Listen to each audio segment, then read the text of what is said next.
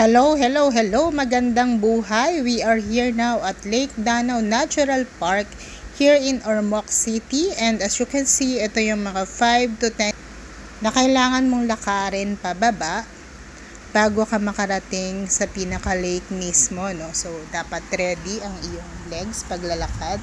Hello, Mama Lu. Ayan, mag-hi siya sa atin. Hello, Madam. Siya po yung nag-drive, ang aking kaibigan here in Tacloban na nag-drive para makarating kami dito sa Lake Danau. Yan. So, ayun po yung view pagdating sa baba. And ito ang 302. Yan. Para po may idea kayo kung ano itsura.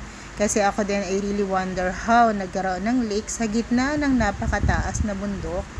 Ayan, yan pala itsura niya. No po? So, this is the 360 view again. And, ayan. So,